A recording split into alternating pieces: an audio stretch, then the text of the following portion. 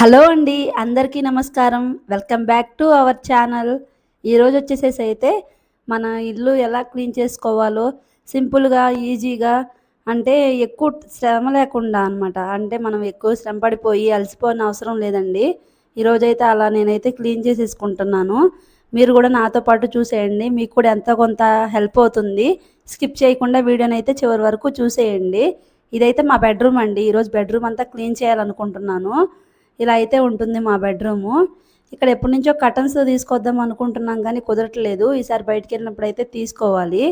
ఇలా అయితే కబోర్డ్స్ అన్నీ ఉంటాయండి. ఆల్రెడీ క్లీన్గానే ఉంది, అయినా మళ్ళీ క్లీన్ చేసుకుందాంలే, చిన్నపిల్లలు ఉన్నారు కదా అని చెప్పి అయితే అనుకుంటున్నాము. ఇదైతే వాష్రూమ్ అండి, ఇది కూడా క్లీన్ చేసి చేయాలి.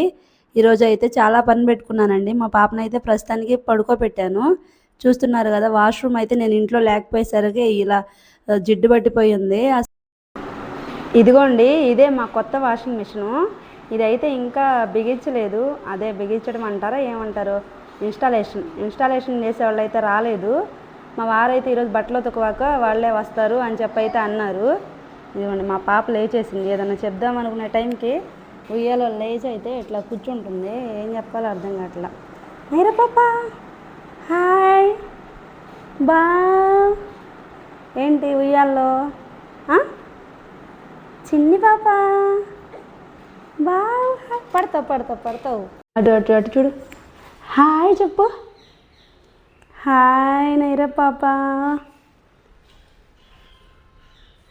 నేను డాడీ వస్తాడని చూస్తున్నావా? వాళ్ళ డాడీ వస్తున్నాడేమోనని ఏదన్నా చిన్న సౌండ్ వచ్చినా బయటికి చూస్తూ ఉండిద్ది. కానీ ఆయన మాత్రం ఇప్పుడే రారు. ఈ పిల్ల మాత్రం చూస్తూ ఉండిద్ది వస్తున్నారేమోనని. ఇక్కడ నేను మైక్ పెట్టుకున్నానని దాని వైపే ఉంటున్నాయి కళ్ళు. అందుకని వీలైనంత వరకు అయితే మామూలుగా రికార్డ్ చేసేసి తర్వాత వాయిస్ ఇస్తున్నాను. హాయ్ చెప్పు. వద్దు మైక్ వద్దు నైరా. చెప్పింది నైరా.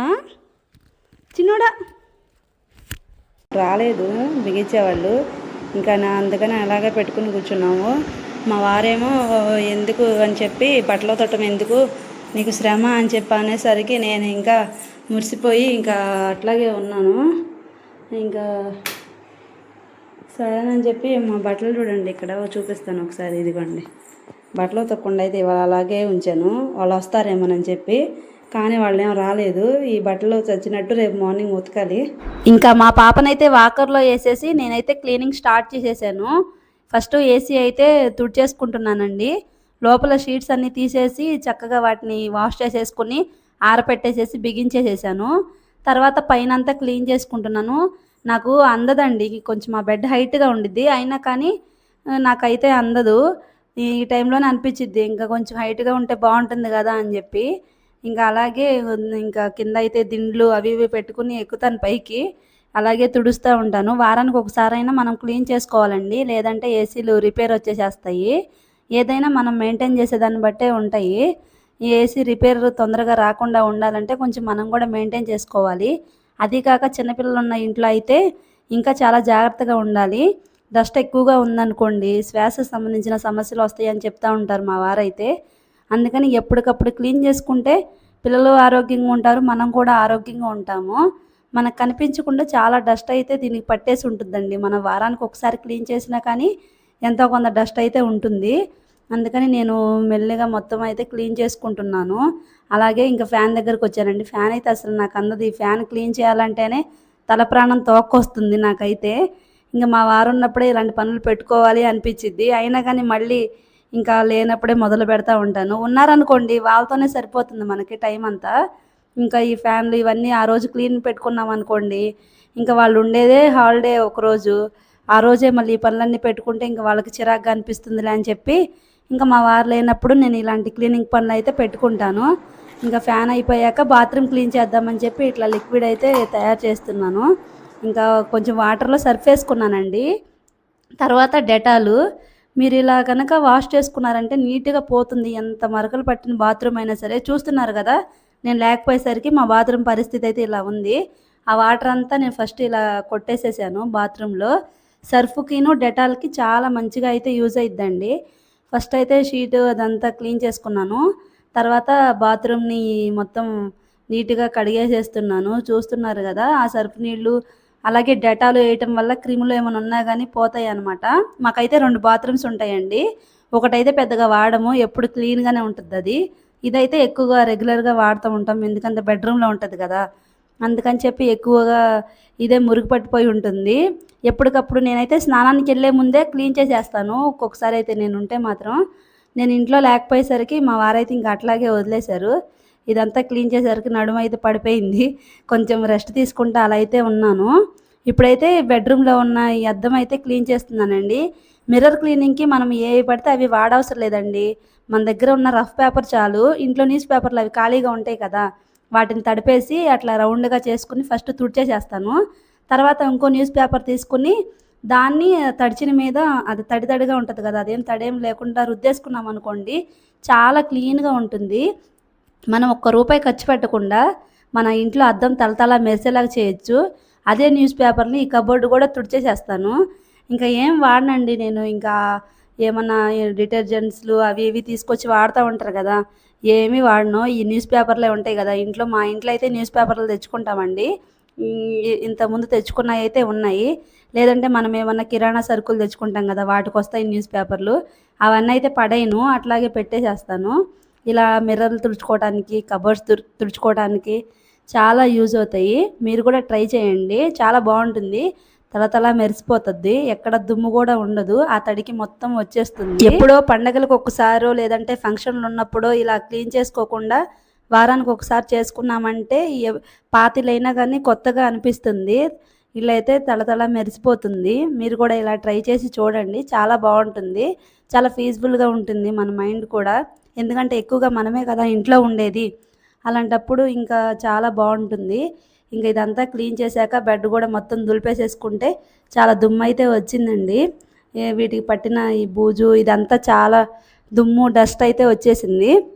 అదంతా ఇంకా లోపలే ఊడ్చేసుకుని ఇంకా హాల్లోకి వెళ్తే మా పాప ఉందని చెప్పి మొత్తం లోపలే క్లీన్ చేసేసుకుంటున్నాను.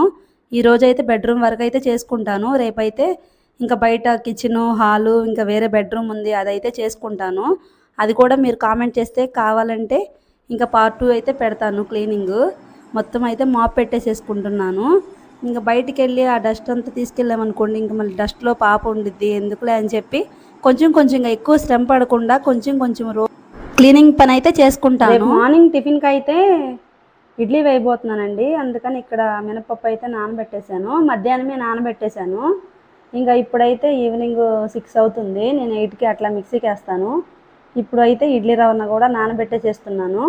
ఇడ్లీ రవ్వ నేను మినపప్పుతో పాటు అయితే నానబెట్టనండి, ఎందుకంటే అంతగా నాకు నచ్చదనమాట. అప్పుడే నానబెట్టేసేస్తే ఏదో ఎక్కువగా నానిపోయినట్టు మెత్తగా అయిపోయినట్టు అయితే అనిపిస్తుంది. అందుకని చెప్పి ఇప్పుడైతే నానబెట్టేసేస్తున్నాను.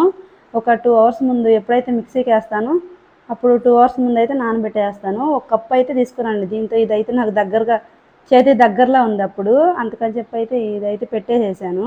అందుకని ఇదే కప్పుతో మామూలుగా అయితే 2 వేస్తే సరిపోతుంది. ఏంటో ఈ మధ్య 2 వేస్తుంటే సరిగ్గా రావట్లేదు ఇడ్లీలు, అందుకని వాళ్ళైతే 3 కప్స్ అయితే వేద్దామని చెప్పి 3 కప్స్తో అయితే తీసుకుంటున్నాను. ఇంకా ఇదైతే నానబెట్టేసుకోవాలి. ఇప్పుడైతే ఇలా అయితే ఇడ్లీకి అయితే టిఫిన్ చేసేద్దాం అనుకున్నాను.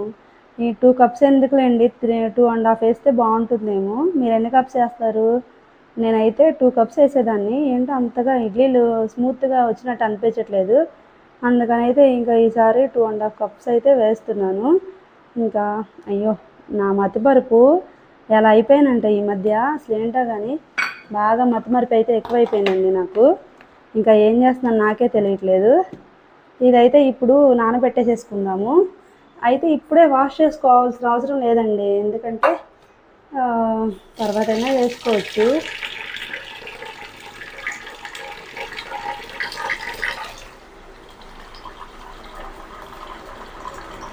ఏంటంటే ఇలా నానబెట్టేస్తాను. నేను మిక్సీకి వేసే ముందు అయితే చక్కగా కడుక్కుని అయితే మిక్సీకి వేస్తాను, ఇప్పుడే వేయనండి. ప్రతిదానికి నాకేంటో కానీ ఇట్లా హ్యాండ్ వాష్ చేసుకోవడం అయితే అలవాటు అయిపోయింది. మీ దగ్గర ఏదైనా సొల్యూషన్ ఉంటే చెప్పండి. మాదేంటో కానీ ఇలా వచ్చేస్తున్నాయండి ఎప్పటికప్పుడు, ఎంత నెట్టినా కానీ లోపలికి వెళ్ళట్లేదు. దీనికి ఏమన్నా ఉంటే చెప్పండి మీ దగ్గర. ఇలా రాకుండా మాత్రం ఎన్నిసార్లు లోపల నెట్టేసినా కానీ మళ్ళీ వచ్చేస్తున్నాయి. ఏం చేయాలో అర్థం కావట్లేదు నాకైతే మాత్రం. ఇంకా అదిగోండి మళ్ళీ ఇది వేస్తుంటే ఇది వచ్చి చేస్తుంది. ఇంకా దీని మీద మూత పెట్టేసుకున్నాం. ఇంకా 2 hours నానిపోయింది అనుకోండి, చాలా స్మూత్గా వస్తాయి ఇడ్లీలు. రేపు ఎలా వస్తాయో కూడా మీకు చూపిస్తాను. ఇంకా పనులన్నీ కంప్లీట్ అయిపోయాక మా పాప కోసం అయితే ఫుడ్ తయారు చేస్తున్నాను. మన వీడియోస్ని అలా చూస్తూ వెళ్ళిపోకుండా లైక్ చేసి, షేర్ చేసి, సబ్స్క్రైబ్ చేసుకోండి. కొంచెం సపోర్ట్ చేయండి. Thank you.